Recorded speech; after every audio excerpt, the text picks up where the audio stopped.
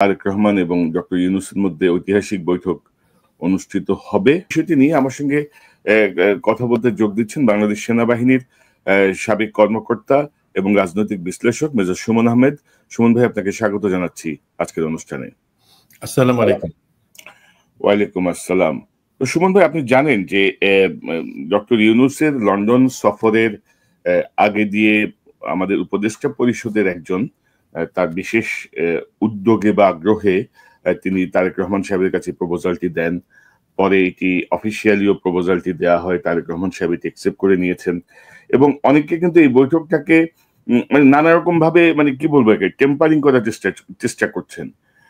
এবং আপনি তো আমার সাথে নিশ্চয়ই একমত হবেন যে ডক্টর ইউনূসের সাথে তারেক রহমানের এই বৈঠকটা যদি সফলভাবে হয়, তারা যদি কিছু বিষয় ঐক্যমত্যে আসেন, যে নির্বাচন বা রাষ্ট্র পরিচালনা সংক্রান্ত কিছু বিষয় ঐক্যমত্যে আসেন, তাহলে ডক্টর ইউনূসের পক্ষে অনেক কঠোর সিদ্ধান্ত নেওয়াটাও সহজ হবে। যে দাবিগুলো আমরা করছিলাম যে প্রশাসন ক্লিন করেন, সেনাবাহিনী ক্লিন করেন, এটা ক্লিন করেন, ওইটা ক্লিন করেন, তো এই জায়গাটা কিন্তু বিএনপির কিছু কিছু নেতা, মানে হাতে গোনা কয়েকজন নেতা, তারা কিন্তু ডাবল রোল প্লে করছিল, যেটাও আমরা বলছিলাম। তো সব মিলিয়ে এই বৈঠকটাকে কেন্দ্র করে আপনার পর্যবেক্ষণ কি? আপনি ইন্টারনালি অনেক খোঁজ খবর রাখছিলেন, আপনার কাছ থেকে একটু শুনি আমরা। জি, এই বৈঠকটা আসলে আমি যদি বলি এটা একটা ঐতিহাসিক বৈঠক। এটা কিন্তু অফিসিয়াল কোনো বিএনপির সাথে প্রধান উপদেষ্টার বৈঠক না। এটা জনাব তারেক রহমান প্রধান উপদেষ্টা ডক্টর ইউনূসের সাথে দেখা করবেন, সেই একটা সুযোগ। এটা শুধু তার জনাব তারেক রহমান বা প্রফেসর ইউনূস অথবা বিএনপি বা সরকার তাদের জন্য সুযোগ না, আমাদের বাংলাদেশের ভবিষ্যতের জন্য, মিনিমাম নেক্সট 1 বছরের জন্য আমাদের যে ভবিষ্যৎটা আমরা চিন্তা করতে পারতেছি, সেখানে কিন্তু আমরা অনেক মেঘ দেখতে পাইতেছি না, বিভিন্ন শঙ্কা, বিভিন্ন উদ্বেগ। সেই জায়গাটাতে এই মিটিংটার গুরুত্ব আমি বলবো অপরিসীম।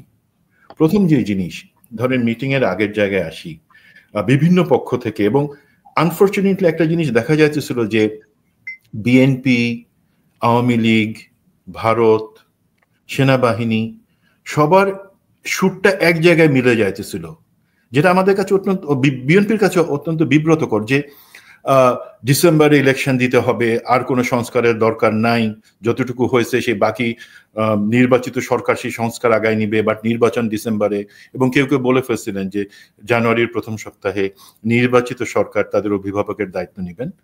তো সেই জায়গা থেকে আমি বলবো এই যেই শঙ্কা বা মেঘ, তারা কি চাচ্ছিলেন বেসিক্যালি, যদি আমি বলি আওয়ামী লীগ, তারা চাচ্ছিল যে বিএনপি এবং বর্তমান অন্তর্বর্তীকালীন সরকার তারা যাতে একসাথে বসে সরাসরি না হইতে পারে, আমরা যেটাকে বলি ম্যারিং আপ।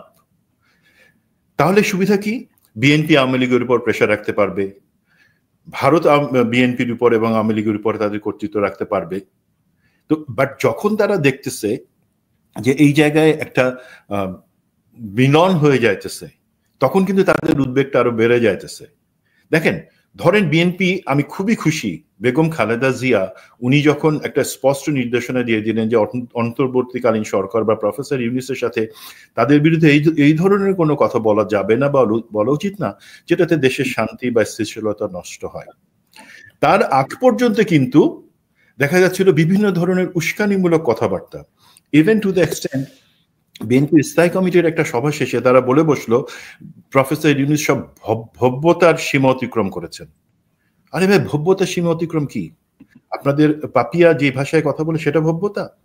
এখন যদি ওইভাবে চলতো যে বিএনপি প্রফেসর ইউনূসের বিরুদ্ধে বিষোদ্গার করে যাচ্ছে, সেই ক্ষেত্রে সমস্যাটা কি দেখেন। আমি ধরে নিচ্ছি বিএনপি ইনশাআল্লাহ পাওয়ারে আসবে, নেক্সট ইলেকশন হবে, তো তার আগেই কিন্তু তারা বিশ্ব মঞ্চে আওয়ামী লীগের মতোই নিজেদেরকে ব্র্যান্ডিং করে নিচ্ছে যে তারা প্রফেসর ইউনূসের সম্পর্কে খারাপ কথা বলে, একটা খারাপ সম্পর্ক আছে। তার মানে বৈদেশিক দাতা এবং সহযোগী দেশ যারা আছে তারা কিন্তু বিএনপি পাওয়ারে আসলেও তেমন একটা কনফিডেন্সে নিত না। দেন যদি সংস্কার ছাড়া, প্রয়োজনীয় সংস্কার ছাড়া ডিসেম্বরে ইলেকশন হয়ে যায়, বা আমি এখনো জানি না, বিপদটা কি দেখেন। পুলিশ তার মাজা ভাঙা, সে কিছুই ওইভাবে নির্বাচনে সহিংসতা ঠেকানোর কিছুই করতে পারবে না। আর্মির জনবল সীমিত, তাই তারা ডেপ্লয়েড। তো এখন তো আর বিএনপি জামাত, বিএনপি এনসিপি বা বিএনপি আওয়ামী লীগের নির্বাচনী সংঘাত না।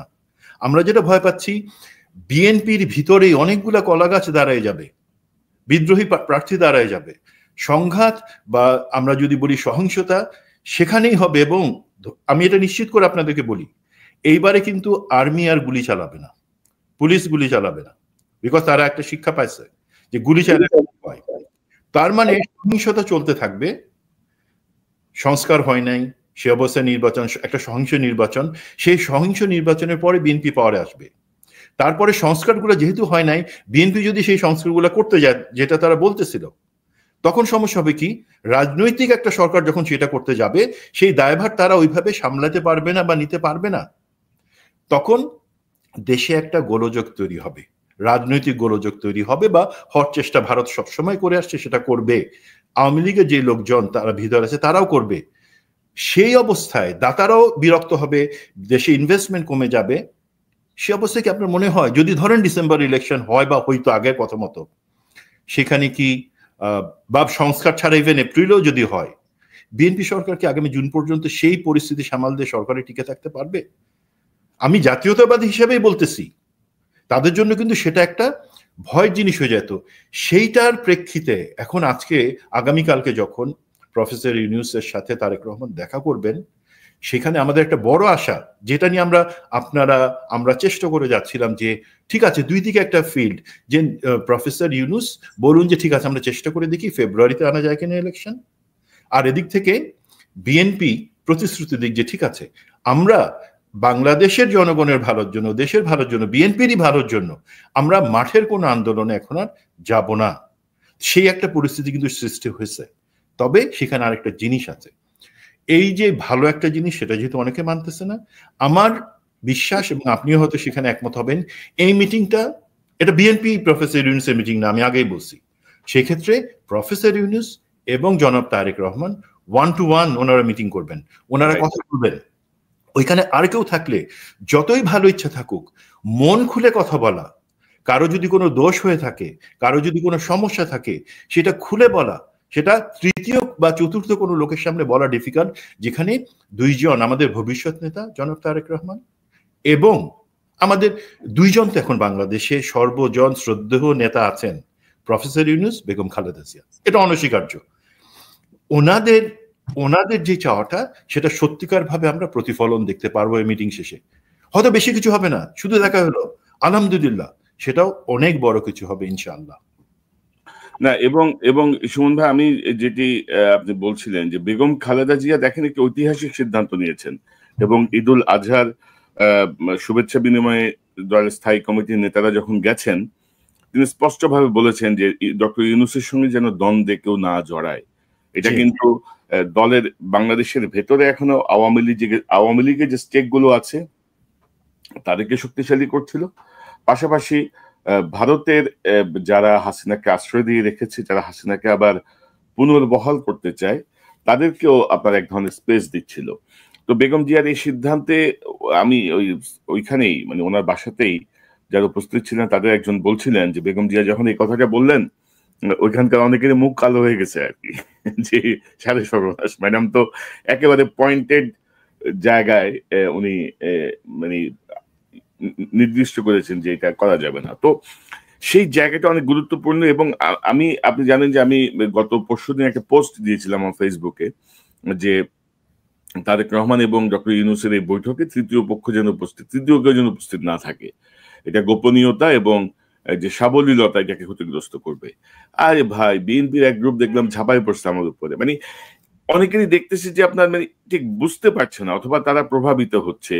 বিশেষ করে ধরেন ভারত কেন্দ্রিক বিএনপির যেই প্রীতিভাজন যে গোষ্ঠীটা আছে আর কি, স্থায়ী কমিটির ভেতরেও আছে, তারা ধরেন নানাভাবে একটু অপপ্রচারে যাচ্ছে যে আমরা বিএনপির বিপক্ষে কথা বলতেছি। দেখেন, আমরা কিন্তু বলছি ডক্টর ইউনূসকে দিয়ে আমরা একটা প্রপার সংস্কার এবং একটা জায়গায় যেয়ে আমরা নির্বাচন চাই।